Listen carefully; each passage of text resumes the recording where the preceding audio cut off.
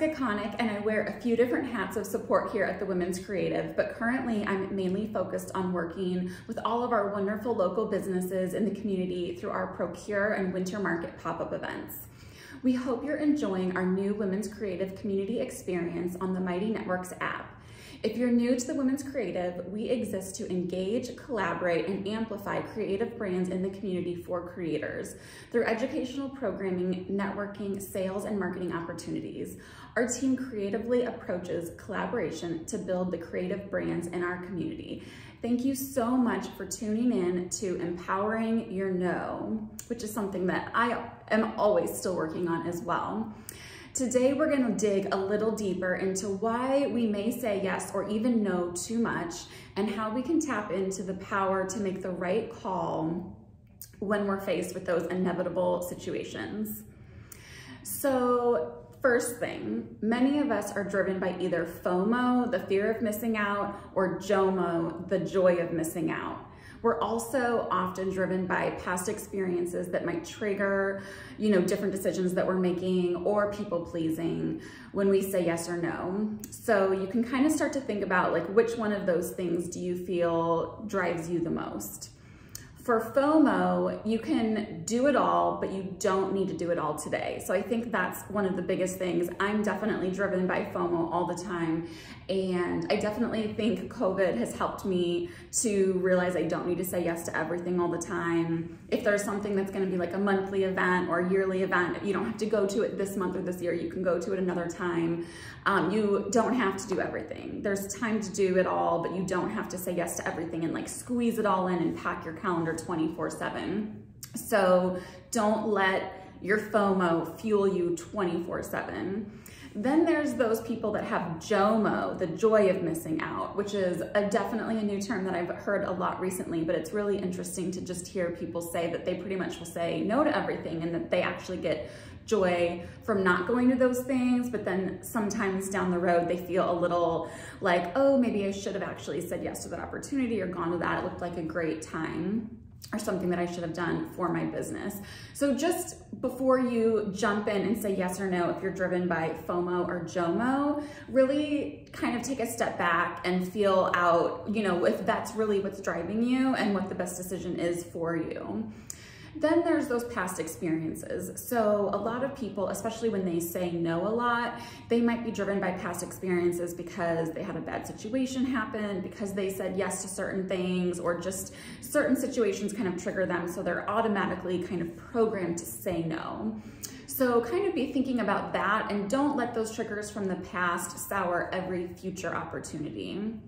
Then lastly, there's the people pleaser. So again, that's definitely something that I always feel that guilt about, always wanting to just say yes and please people and do whatever you can for them. But what you really need to do in those situations is kind of take a step back and think, is this person or this organization or this job that's asking me to do this, is this a mutual support situation? Is this person someone that's constantly doing the same for me or would do the same for me? There's so many different ways to kind of help you with your people pleasing, to just kind of break that down and figure out, do I need to keep giving? Is this, a mutually supportive, beneficial situation? And that can definitely help you in those situations.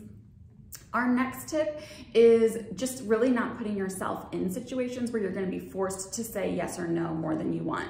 So this often really kind of ties back to your professional career and your obligations. So really choose them wisely. An example would be, back in the day, I thought I really wanted to be a real estate agent. I loved business, I loved interior design, I was a people pleaser. I thought that I could just combine all of those things and sell beautiful homes, and that would be a great career for me. And I still love real estate, but I realized really quickly that as a people pleaser and as a really demanding job that you're just pretty much on call 24/7 and have a lot of things that are out of your control, that actually was not a good fit for, for my personality. I would have just been feeling like I was letting people down all the time, saying, yes, way too much. And so I very quickly decided that that was not for me. And it was purely based on knowing that it just wouldn't be a good fit for my personality. For reasons that don't really seem that obvious when you're thinking of that type of career.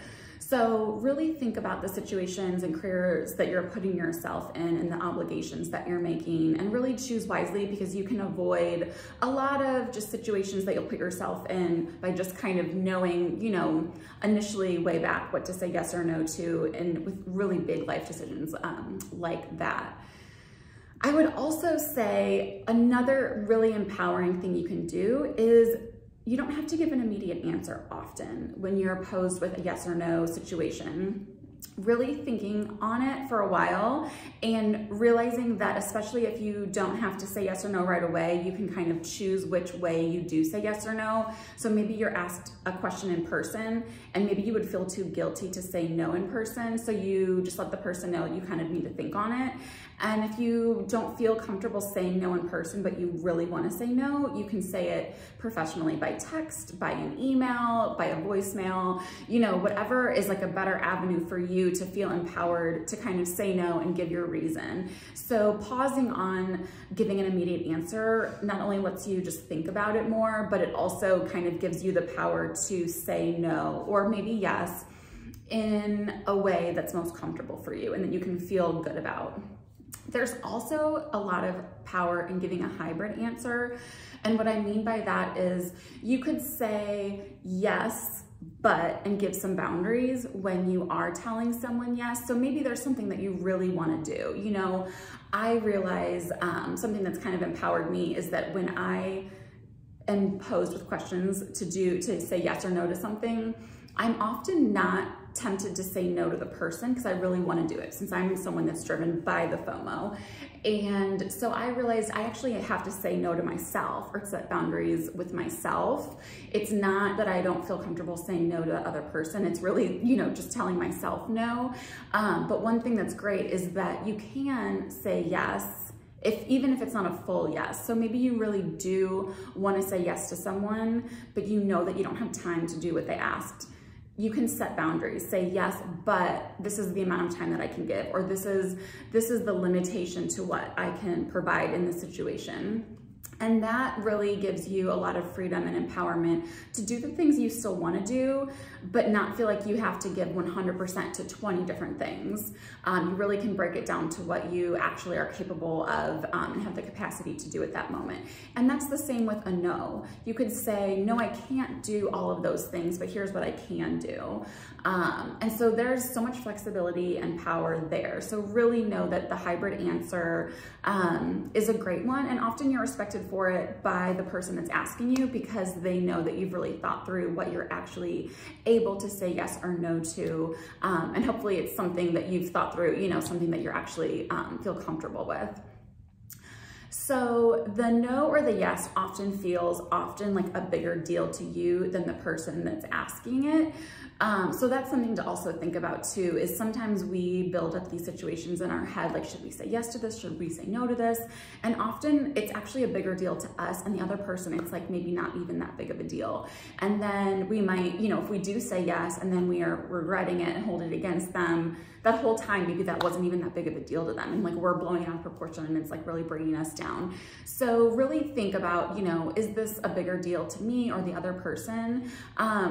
And then also just when you make that confident decision, just based on everything that we just went over, and make the best decision for you, you're going to feel so much better about it going forward. So don't make a decision out of FOMO or JOMO or past experiences or people pleasing that you know you're actually not going to feel good about, because that really will just end poorly for you and probably the other person as well. So really make that decision that's best for you. You're going to feel the best about it, and just pause, you know, give yourself a little time to think about it and make that right decision just based on everything that we just talked about. And you know what? We're all gonna still say no or yes to some things that maybe we shouldn't have, and it's just a learning experience. So just, you know, learn from those last times.